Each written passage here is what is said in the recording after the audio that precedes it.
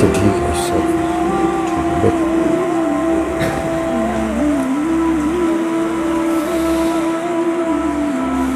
عن ابن عمر ان عمر سأل النبي صلى الله عليه وسلم قال كنت نظرت في الجاهلية ان اعتكف ليلة في المسجد الحرام قال فأوفي بنظرك.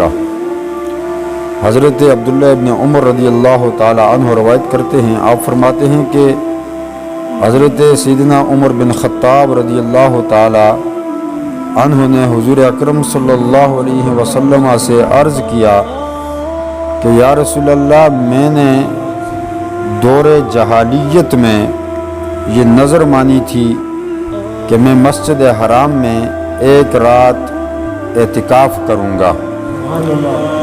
زمانہ جاہلیت سے مراد حضور اکرم صلی اللہ علیہ وسلم کے دور سے قبل کا جو زمانہ ہے اس کو دور جاہلیت کہا جاتا ہے، یعنی کہ آپ صلی اللہ علیہ وسلم کے آمد سے قبل، اعلان نبوت سے قبل، جب اہل عرب کفر کی تاریکیوں میں ڈوبے ہوئے تھے اور سابقہ انبیاء کرام علیہم السلام کی تعلیمات جو ہیں وہ پس پشت ڈال دی گئی تھی.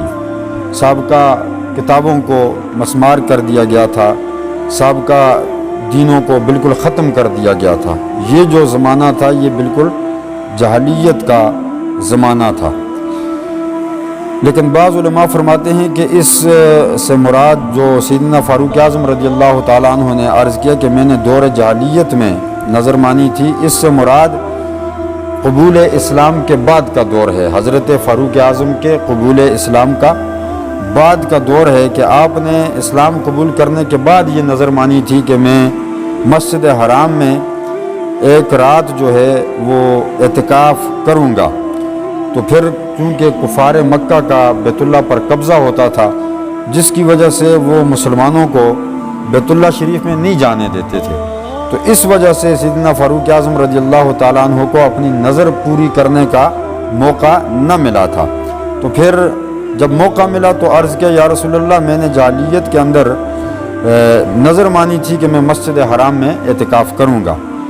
تو حضور اکرم صلی اللہ علیہ وسلم نے پھر فرمایا فَأَوْفِ بِنَظْرِكَ کہ اے عمر تم اپنی نظر جو ہے وہ پوری کرو، یعنی اعتکاف کرو. رات سے مراد دن اور رات دونوں ہیں.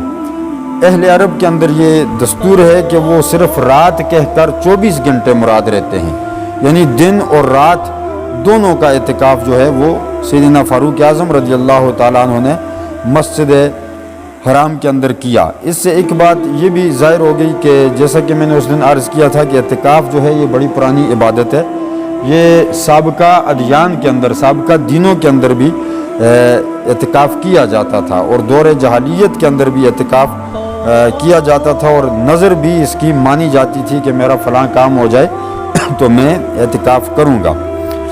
عن عائشہ قالت کان النبی صلی اللہ علیہ وسلم یعتکف فی العشر الاواخر من رمضان.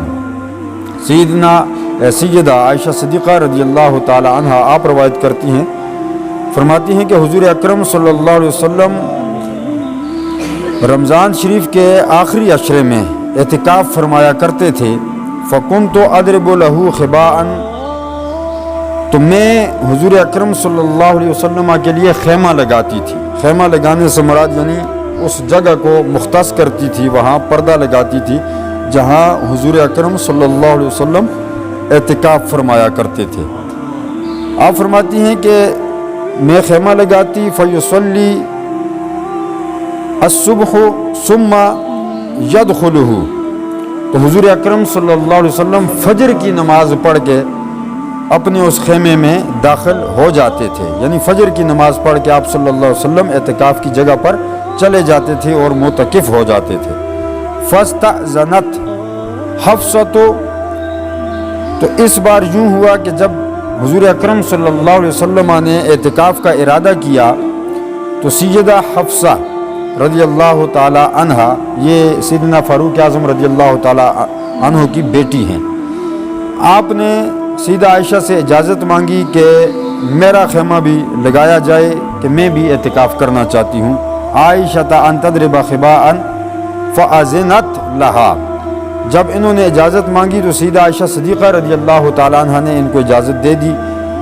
فضربت خباء، تو انہوں نے بھی اپنا خیمہ لگا دیا۔ حضرت حفصہ نے رضی اللہ تعالیٰ عنہ، آپ نے بھی اپنا خیمہ لگا دیا۔ ام المومنین حضور کی زوجہ ہیں یہ، کہ انہوں نے بھی اعتکاف کے لیے اپنا خیمہ مسجد نبوی کے اندر لگوا دیا۔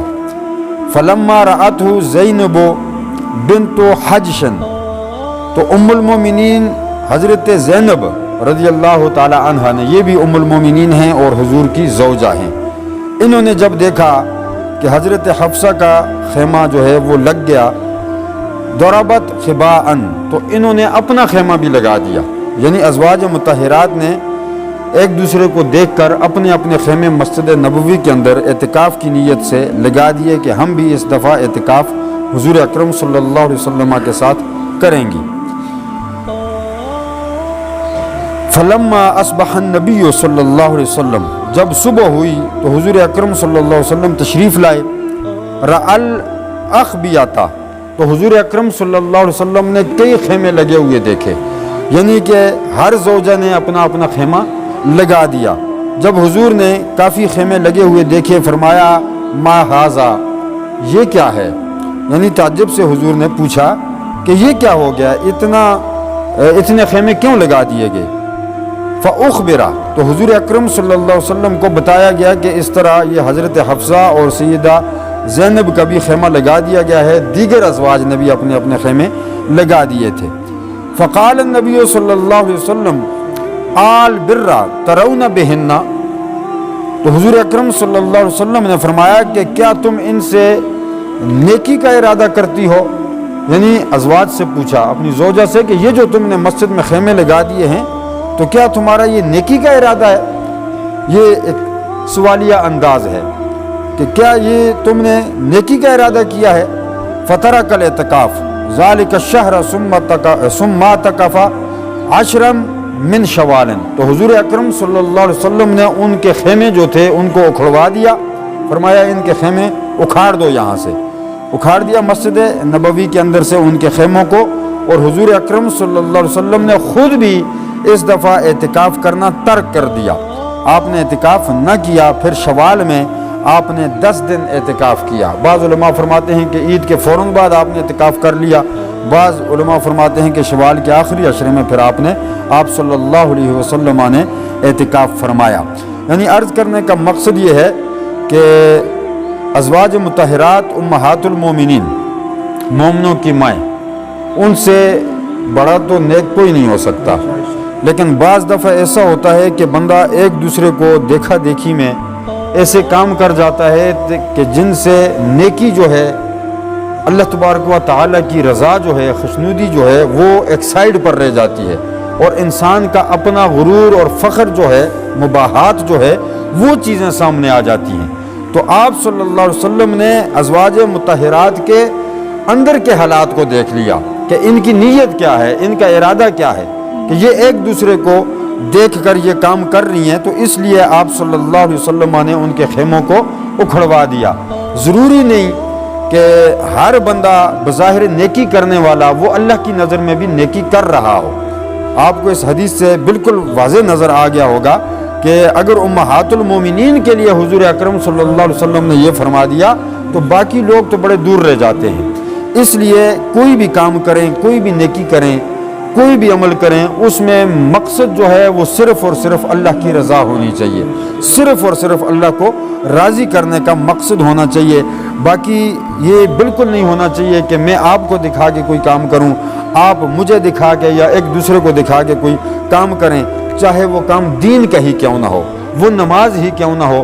اگر آپ ایسا کریں گے تو پھر وہ کام سارے دکھلاوے میں چلے جائیں گے، وہ فخر و مباحات میں چلے جائیں گے، وہ دین نہیں رہے گا۔ لہٰذا دعا کریں اللہ تبارک و تعالی ہمیں اخلاص نصیب فرمائے اور خلوص کے ساتھ، ہمیں خلوص نیت کے ساتھ دین کا ہر کام کرنے کی توفیق عطا فرمائے۔ اللہ رب العزت ہمیں صحیح معنوں میں دین کی سمجھ عطا فرمائے۔